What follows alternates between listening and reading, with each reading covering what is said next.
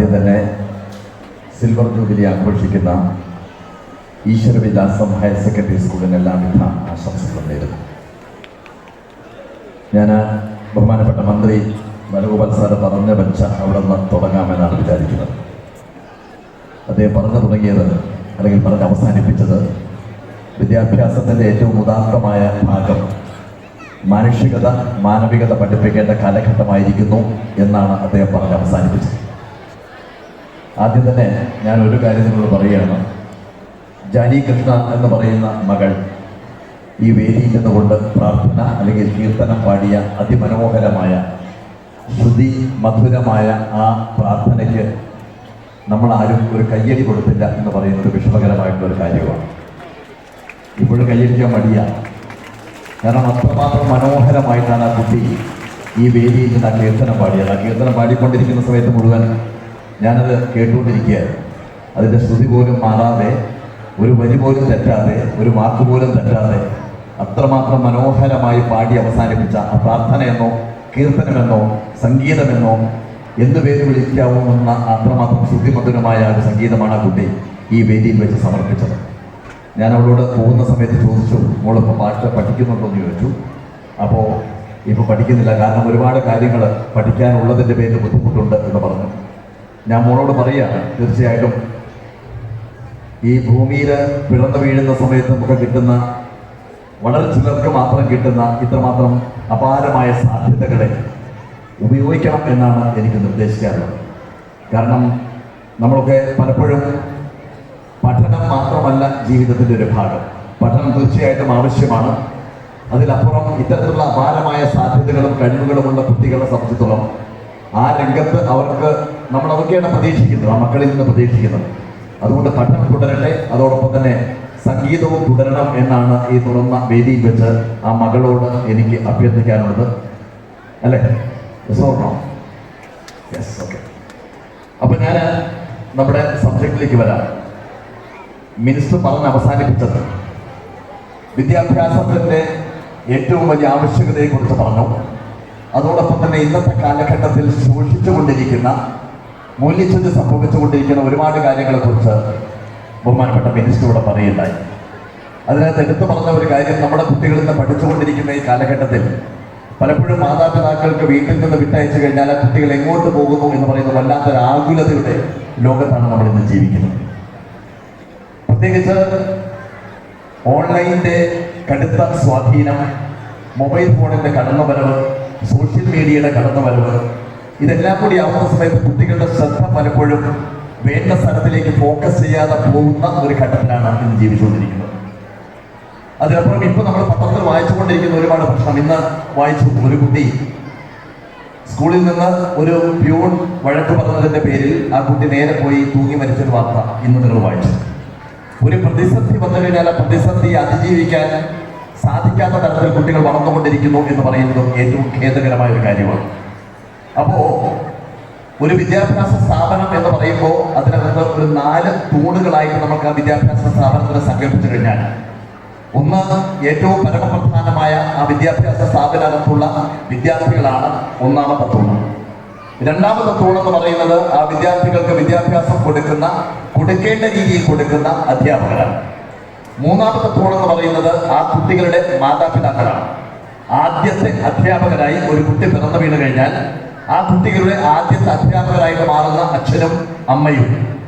അതിനുശേഷം ആ കുട്ടി എപ്പോഴാണ് വിദ്യാലയത്തിലേക്ക് കടന്നു കയറുന്നത് അവിടെ മാതാപിതാക്കളായി മാറുന്ന അധ്യാപകരുമാണ് ഇതിൻ്റെ ഓരോ തൂണുകളായിട്ട് മാറുന്നത്. വിദ്യാർത്ഥികളും അധ്യാപകരും മാതാപിതാക്കളും കഴിഞ്ഞാൽ ഏറ്റവും പ്രധാനമായിട്ട് വരുന്ന 4ാമത്തെ തൂണാണ് ആ സ്ഥാപനം നടത്തുന്ന മാനേജ്മെന്റ്. ഈ 4 തൂണുകൾ പരസ്പരം സമന്വയിച്ചുകൊണ്ട് മുന്നോട്ട് പോവുകയാണെങ്കിൽ മാത്രമാണ് വിദ്യാഭ്യാസത്തിന്റെ പൂർത്തീകരണം ഉണ്ടാവുന്നത്. നമ്മുടെ ശരീരത്തിലെ അവയവങ്ങൾ നോക്കിക്കഴിഞ്ഞാൽ, നമ്മൾ പഞ്ചേന്ദ്രിയങ്ങൾ നോക്കിക്കഴിഞ്ഞാൽ, കണ്ണിന്റെ ജോലി എന്ന് പറയുന്നത് കാണുക എന്നുള്ളത് മാത്രമാണ്. കാതിന്റെ ജോലി എന്ന് പറയുന്നത് കേൾക്കുക എന്നുള്ളത് മാത്രമാണ്. നാവ് സംസാരിക്കാൻ വേണ്ടി ഉപയോഗിക്കുന്നു, ശരീരത്തിലെ മറ്റു ഭാഗങ്ങൾ ടച്ച് ചെയ്യുന്ന സമയത്ത് അറിയാൻ വേണ്ടി ഉപയോഗിക്കുന്നു. ഇങ്ങനെ ഓരോ ഇന്ദ്രിയങ്ങളും ഓരോന്നിനു വേണ്ടി പ്രവർത്തിച്ചുകൊണ്ടിരിക്കുകയാണ്. പക്ഷേ ഇതിന്റെ എല്ലാം ആകെത്തുക നടക്കുന്നത് നമ്മുടെ ബ്രെയിനിലാണ്. ഈ ബ്രെയിൻ കറക്റ്റായിട്ട് വന്നു കഴിഞ്ഞില്ല എന്നുണ്ടെങ്കിൽ ഈ കാഴ്ചയും കേൾവിയും എല്ലാം കൂടി സമന്വയിച്ചുകൊണ്ട് പ്രവർത്തിക്കാൻ സാധിക്കുന്നില്ല. ഇപ്പൊ ഞാൻ നിങ്ങളെ കാണുന്നു, ഈ കാണുന്ന ജോലി നിർവഹിക്കുന്ന എന്റെ കണ്ണുകളാണ്. ഞാൻ നിങ്ങളോട് സംസാരിക്കുന്നു, എന്റെ നാപത് ചെയ്യുന്നു. ഞാൻ നിങ്ങളെ കേൾക്കുന്നു, നിങ്ങളോട് കൈയടിക്കുന്നത് കേൾക്കുന്നു. ഇതെല്ലാം സംഭവിക്കുന്നത് ഒരു കേന്ദ്രത്തിൽ ഫോക്കസ് ചെയ്യപ്പെടുന്നതിന്റെ പേരിലാണ്. അപ്പോ 4 തൂണുകളിൽ നടക്കുന്ന ഈ പ്രവർത്തനങ്ങൾ, അതായത് മാതാപിതാക്കളും അധ്യാപകരും വിദ്യാർത്ഥികളും മാനേജ്മെന്റും ഒരേ രീതിയിൽ ഒരേ മനസാക്ഷിയോടുകൂടി പ്രവർത്തിക്കുന്ന സമയത്താണ് അവിടെ വിദ്യാഭ്യാസം എന്ന് പറയുന്ന പ്രക്രിയ പൂർത്തിയാവുന്നത്. അതിനകത്ത് ഏറ്റവും പ്രധാനപ്പെട്ട ഇന്നത്തെ കാലഘട്ടത്തിൽ അധ്യാപകർക്ക് ഗുരുക്കന്മാരായി മാറുവാൻ സാധിച്ചു കഴിഞ്ഞാൽ മാത്രമാണ് യഥാർത്ഥ വിദ്യാഭ്യാസം പൂർത്തിയാവുക. എന്താണ് അധ്യാപകനും ഗുരുവും തമ്മിലുള്ള വ്യത്യാസം? അധ്യാപകൻ എന്ന് പറയുമ്പോൾ അറിവിൽ നിന്ന് അധ്യയനം നടത്തുന്ന ആളെയാണ് അധ്യാപകൻ എന്ന് വിളിക്കുന്നത്. അറിവിൽ നിന്ന് അധ്യയനം നടത്തുക എന്ന് പറയുമ്പോൾ 2 ഹൈഡ്രജനും 1 ഓക്സിജനും ചേർത്ത് വെച്ച് കഴിഞ്ഞാൽ വെള്ളമുണ്ടാവും മക്കളെ എന്ന് H2O എന്ന് ബോർഡിൽ എഴുതി കുട്ടികളെ പഠിപ്പിക്കുമ്പോൾ ഒരിക്കലും ആ അധ്യാപകൻ 2 ഹൈഡ്രജനും 1 ഓക്സിജനും ചേർത്ത് വെച്ച് വെള്ളമുണ്ടാക്കി നോക്കിയിട്ടല്ല അത് പഠിപ്പിക്കുന്നത്. നേരെ മറിച്ച് നമ്മൾ ആരും ഇതുവരെ 2 ഹൈഡ്രജനും 1 ഓക്സിജനും ചേർത്ത് വെച്ച് വെള്ളമുണ്ടാക്കി നോക്കിയിട്ടില്ല. ഒരിക്കലും 2 ഹൈഡ്രജനും ഓക്സിജനും ആ രീതിയിൽ ചേർത്ത് വെച്ചാൽ വെള്ളം ഉണ്ടാവില്ല. പ്രകൃതിക്ക് മാത്രമേ വെള്ളം സൃഷ്ടിക്കാൻ സാധിക്കൂ. അപ്പോ നമ്മൾ പഠിച്ചു വെച്ച ഒരു കാര്യം, അധ്യാപകർ പഠിച്ചു വെച്ച ഒരു കാര്യം കുട്ടികളെ പഠിപ്പിക്കുന്നു എന്ന് പറയുന്ന ഒരു സിസ്റ്റം മാത്രമാണ് അവിടെ നിലനിൽക്കുന്നത്.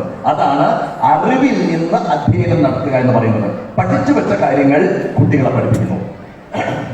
അടുത്ത പോർഷൻ പറയുന്നത് അറിയലിൽ നിന്ന് അധ്യയനം നടത്തുക എന്ന് പറയുന്ന പ്രക്രിയ. അവിടെയാണ് ഒരു അധ്യാപകൻ ഗുരു ആയിട്ട് മാറുന്നത്. പെട്ടെന്ന് മനസ്സിലാവാൻ വേണ്ടി ഞാൻ നിങ്ങൾ കേട്ട ഒരു കഥ പറയാം. ശ്രീരാമകൃഷ്ണ പരമഹംസന്റെ അടുത്തേക്ക് ഒരു അമ്മയും കുട്ടിയും വരികയാണ് ഒരു ദിവസം. വന്നു കഴിഞ്ഞ ശേഷം ആ അമ്മ പറഞ്ഞു, എന്റെ കുട്ടി കണ്ടമാനം ശർക്കര വാരി തിന്നുന്നു, ഞാൻ എന്താണ് ചെയ്യേണ്ടത് ഗുരു എന്ന് ചോദിച്ചു. പരമഹംസർ ഒന്ന് ആലോചിച്ചതിന് ശേഷം പറഞ്ഞു, നിങ്ങൾ അടുത്ത ഞായറാഴ്ച വരൂ, അപ്പൊ ഞാൻ വിവരം പറയാം, മറുപടി പറയാം എന്ന് പറഞ്ഞു. അടുത്ത ഞായറാഴ്ച വീണ്ടും പരമഹംസരുടെ അടുത്തേക്ക് ആ അമ്മയും കുട്ടിയും വീണ്ടും വരുന്നു. അമ്മ പരമഹംസരോട് പറയുന്നു, ഗുരു കഴിഞ്ഞ ആഴ്ച ഞാൻ വന്നിരുന്നു, എന്റെ കുട്ടി കണ്ടമാനം ശർക്കര വാരി തിന്നുകൊണ്ടിരിക്കുന്നു, ഞാൻ എന്താ ചെയ്യേണ്ടതെന്ന് ചോദിച്ചു. പരമഹംസർ പറഞ്ഞു, അടുത്ത ഞായറാഴ്ച വരൂ, അപ്പൊ ഞാൻ മറുപടി പറയാം.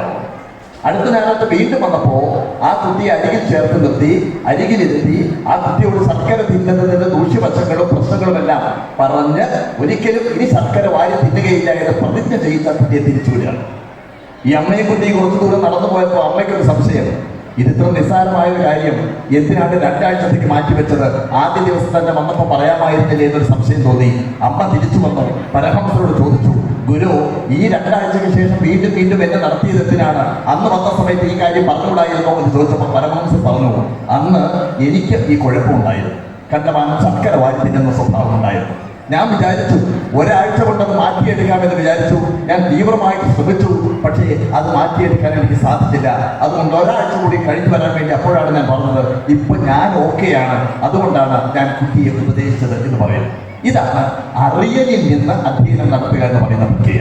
അപ്പോ ഓരോ അധ്യാപകരും ഗുരുവായിട്ട് മാറിയാൽ മാത്രമാണ് എപ്പോഴും മാനവികത എന്ന് പറയുന്ന കാര്യം കൂടി പഠിപ്പിക്കുവാൻ സാധിക്കുക. നമ്മുടെ ക്ലാസ്സിൽ മാത്തമാറ്റിക്സ് പഠിപ്പിക്കുന്നുണ്ട്, സയൻസ് പഠിപ്പിക്കുന്നുണ്ട്, സാമൂഹ്യ ശാസ്ത്രം പഠിപ്പിക്കുന്നുണ്ട്, ഇതെല്ലാം പഠിപ്പിക്കുന്നുണ്ട്, ഭാഷ പഠിപ്പിക്കുന്നുണ്ട്. പക്ഷേ അതിനപ്പുറം അധ്യാപകർ മാനവികത കൂടി പഠിപ്പിക്കാൻ തയ്യാറായി കഴിഞ്ഞാൽ മാത്രമാണ് വിദ്യാഭ്യാസം പൂർത്തിയാവുക എന്നാണ് പറയുന്നത്. അതാണ് മിനിസ്റ്റർ പറഞ്ഞു വെച്ച കാര്യം. നിങ്ങളൊരു പക്ഷേ കേട്ടിട്ടുണ്ടായിരിക്കും, ഹിറ്റ്ലറുടെ നാസി ക്യാമ്പിൽ നിന്ന് പുറത്തേക്ക് വന്ന ഒരു പ്രിൻസിപ്പാള്. ആ പ്രിൻസിപ്പാള് എല്ലാ അധ്യാപകർക്കുമായിട്ടൊരു കത്തെഴുതിയിട്ടുണ്ട്. ഗൂഗിൾ സെർച്ച് ചെയ്ത് കഴിഞ്ഞാൽ അറിയാം.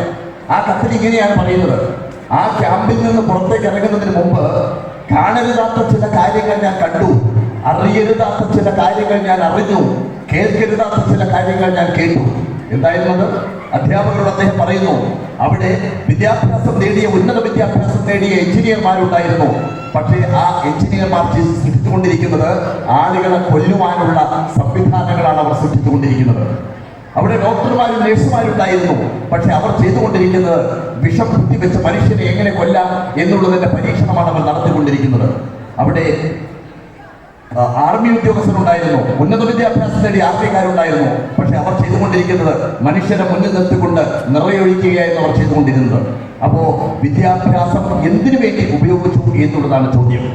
നമ്മുടെ കുട്ടികൾ അധ്യാപകരാവാം, ആ കുട്ടികൾ ഡോക്ടർമാരാവാം, എഞ്ചിനീയർമാരാവാം, സയന്റിസ്റ്റുകളാവാം, ആധുനിക കാലത്ത് ആർട്ടിഫിഷ്യൽ ഇന്റലിജൻസിന്റെ വക്താക്കളാവാം. പക്ഷെ എന്തിനു വേണ്ടി ഇത് ഉപയോഗിക്കുന്നു എന്നുള്ളതാണ് ഏറ്റവും പ്രധാനം. അപ്പൊ മറ്റന്നാൾ ഞങ്ങളവിടെ നടത്തുന്ന ഒരു പരിപാടിയുണ്ട്. റിസർവ് ബാങ്ക് ഓഫ് ഇന്ത്യ ആവശ്യപ്പെട്ട് നടത്തുന്ന ഒരു പരിപാടിയാണ്. ആ പരിപാടി ഡിജിറ്റൽ അവയർനെസ് ആണ്. ഇപ്പൊ നിങ്ങൾക്കറിയാം, ഫോണില് നമുക്ക് നിരന്തരമായിട്ട് കേൾക്കുന്ന ചില വാർത്തകളുണ്ട്. അല്ല, നിങ്ങളുടെ പേരിൽ കസ്റ്റംസിൽ ഒരു സാധനം വന്ന് കിടക്കുന്നുണ്ട്, മയക്കുമരുന്നാണെന്ന് സംശയിക്കപ്പെടുന്നു, അതുകൊണ്ട് +1 അല്ലേ? അപ്പൊ നമ്മൾ പേടിച്ചെന്ത് ചെയ്യുന്നു? +1 പ്രസ് ചെയ്യാണ്. പ്രസ് ചെയ്ത് കഴിഞ്ഞാൽ ഉടനെ തന്നെ നമ്മുടെ നമ്പർ അവിടെ റിസീവായി. അത് കഴിഞ്ഞാൽ അടുത്ത വാട്സാപ്പിൽ വേറൊരു കോൾ വരുന്നു, ഡൽഹി പോലീസിൽ നിന്നാണ് വിളിക്കുന്നത്, അതുകൊണ്ട് ഫോൺ കട്ട് ചെയ്യരുത്, നിങ്ങളുടെ സാധനം കസ്റ്റംസിൽ കുടുങ്ങിക്കിടക്കുന്നുണ്ട്, നിങ്ങളുടെ പേരിൽ ഇത്രമാത്രം കേസുകളുണ്ട്, നിങ്ങൾ അറസ്റ്റ് ചെയ്യപ്പെടാൻ പോകുന്നു, അതുകൊണ്ട് ഡിജിറ്റൽ അറസ്റ്റ് ആണ് എന്ന് പറഞ്ഞ് വീഡിയോ കോൾ ഓൺ ചെയ്യാൻ വേണ്ടി പറയുന്നു. വീഡിയോ കോൾ ഓൺ ചെയ്ത് കഴിഞ്ഞാൽ ഇമ്മീഡിയറ്റ് ആയിട്ട് ബാക്ക്ഗ്രൗണ്ടിൽ ഡൽഹി പോലീസിന്റെ എംബ്ലം വെച്ചിട്ടുള്ള, കസ്റ്റംസിന്റെ എംബ്ലം വെച്ചിട്ടുള്ള ഒരു പോലീസ് ഉദ്യോഗസ്ഥൻ അവിടെ നമ്മുടെ മുമ്പിൽ, IPS ഉദ്യോഗസ്ഥൻ നമ്മുടെ മുമ്പിൽ പ്രത്യക്ഷപ്പെടുകയാണ്. അയാൾ നമ്മളോട് പറയുകയാണ്, വിട്ടു പോകരുത്, ഇനി നിങ്ങൾ ഒരാളോട് ഈ കാര്യം പറഞ്ഞു കഴിഞ്ഞാൽ നിങ്ങൾ അണ്ടർ അറസ്റ്റ്, നിങ്ങൾ ഡിജിറ്റൽ അറസ്റ്റിലാണ്. ഡിജിറ്റൽ അറസ്റ്റ് എന്ന് പറയുന്ന ഒരു സംവിധാനം ഇല്ല എന്ന് നമുക്കറിയില്ല. നമ്മൾ എന്ത് ചെയ്യും? അവിടെ കുടുങ്ങിക്കിടക്കും. വളരെ ഉന്നത വിദ്യാഭ്യാസമുള്ള എത്രയോ പദവികളുള്ള ആളുകളാണ് കുടുങ്ങിക്കിടക്കുന്നത്.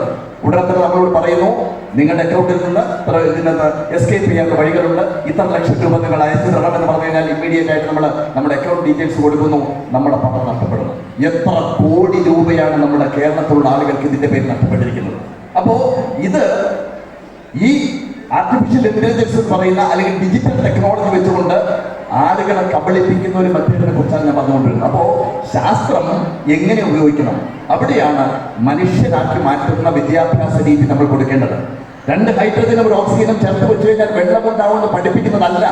അതിലപ്പുറം മാനവികത എന്ന് പറയുന്നത് ആശാന്റെ കവിതയിൽ പറയുന്നത് പോലെ, ദാഹിക്കുന്നു ഭഗിനി കൃപാനസ മോഹനം കുളിർ തന്നീരുദാസു നീ ഓമലേ തരൂ തെല്ലെന്നത് കേട്ട് രാമനോഹരി അമ്പലെന്നോതിനാൾ അല്ലല്ലെന്തു കഥയത് കഷ്ടമേ അല്ലലാളു ജാതി മറന്നിരുന്നു എന്ന് ചോദിച്ചപ്പോൾ, ജാതി ചോദിച്ചില്ല ഞാൻ സോദരി, ഗുരുദേവന്റെ സന്ദേശമാണ്. ജാതി ചോദിച്ചില്ല ഞാൻ സോദരി എന്ന് പറഞ്ഞുകൊണ്ട് ഒരു ആനന്ദൻ കൈനീട്ടി നിൽക്കുമ്പോ, തൊണ്ട വറ്റി വരണ്ട് നിൽക്കുന്ന ഒരു ആനന്ദൻ കൈനീട്ടി നിൽക്കുന്ന സമയത്ത് ആ കൈക്കുമ്പിളിലേക്ക് ഒഴിച്ചു കൊടുക്കുന്ന ഒരു ചണ്ടാലപ്പെട്ട് ഒഴിച്ചു കൊടുക്കുന്ന വെള്ളം കോരി കുടിക്കുന്ന സമയത്തുണ്ടാവുന്ന ആർദ്രത, മനസ്സിന്റെ നന്മ, ആ നന്മയെയാണ് മാനവികത എന്ന് വിളിക്കുന്നത്. അപ്പോ പറഞ്ഞു വെച്ച കാര്യം, ശാസ്ത്രീയത പഠിപ്പിക്കാം, പരീക്ഷയിൽ മാർക്ക് വാങ്ങിക്കട്ടെ, ഉന്നത വിദ്യാഭ്യാസം നേടട്ടെ. ഇതോടൊപ്പം തന്നെ ഒരു വിദ്യാഭ്യാസ സ്ഥാപനത്തിൽ നിർവഹിക്കാനുള്ള ഏറ്റവും വലിയ കർത്തവ്യം, അവിടുന്ന് അധ്യാപകർക്ക് നിർവഹിക്കുവാനുള്ള ഏറ്റവും വലിയ കർത്തവ്യം, ആ കുട്ടികളെ മാനവികത കൂടി പഠിപ്പിക്കുക എന്ന് പറയുന്ന റെസ്പോൺസിബിലിറ്റി ഏറ്റെടുക്കുക എന്നുള്ളതാണ്. It's A responsibility. ഇപ്പൊ ഞാനൊരു മാജിക് ചെയ്യുന്ന സമയത്ത് അത് തെറ്റിക്കഴിഞ്ഞാൽ അത് എന്റെ പ്രൊഫഷനെ മാത്രം ബാധിക്കുന്ന, എന്നെ മാത്രം ബാധിക്കുന്ന ഒരു പ്രശ്നമാണ്. പക്ഷെ ഒരു അധ്യാപകൻ ഒരു കുട്ടിയെ പഠിപ്പിക്കുന്ന സമയത്ത് അദ്ദേഹത്തിന് തെറ്റ് പറ്റിക്കഴിഞ്ഞാൽ അത് സമൂഹത്തെ മുഴുവൻ ബാധിക്കുന്ന ഒരു പ്രശ്നമായിട്ട് മാറുകയാണ്. So that is A responsibility. ആ റെസ്പോൺസിബിലിറ്റി അവന് മാനവികത കൂടി പഠിപ്പിക്കുന്ന അധ്യാപകരെ സൃഷ്ടിക്കുന്ന വിദ്യാലയങ്ങളാണ് നമുക്ക് വേണ്ടത്. തീർച്ചയായിട്ടും അത്തരം ഒരു വിദ്യാലയത്തിന്റെ വേദിയിലാണ് നിൽക്കുന്നത് എന്നുള്ളതിന്റെ പേരിൽ അഭിമാനിക്കുന്നു. ഈ രജത ജൂബിലി ആഘോഷിക്കുന്ന, സിൽവർ ജൂബിലി ആഘോഷിച്ചുകൊണ്ടിരിക്കുന്ന ഈ ഈശ്വരവിലാസം ഹയർ സെക്കൻഡറി സ്കൂളിന്റെ ഈ വർഷത്തെ ആനുവൽ ഡേ സെലിബ്രേഷൻ ഔപചാരികമായി ഉദ്ഘാടനം ചെയ്തതായി അറിയിക്കുന്നു. ഞാൻ കൂടുതൽ സംസാരിക്കാത്തത്, നിങ്ങളൊക്കെ കലാപരിപാടികളൊക്കെ കാണുവാനുള്ള ഒരു വ്യഗ്രതയോടുകൂടി ഇരിക്കുകയാണെന്നുള്ളത് ഇവിടെ അങ്ങോട്ട് നോക്കുന്ന സമയത്ത് നിങ്ങളുടെ മുഖത്തിൽ നിന്ന് വായിച്ചെടുക്കാൻ സാധിക്കുന്നുണ്ട് എന്നുള്ളതിന്റെ പേരിലാണ്. അതുകൊണ്ട് സ്നേഹപൂർവ്വം, സന്തോഷപൂർവ്വം ഈ വേദിയിൽ നിന്ന് ഞാനും നന്ദി നിങ്ങളോട് പറയുന്നു. Thank you so much.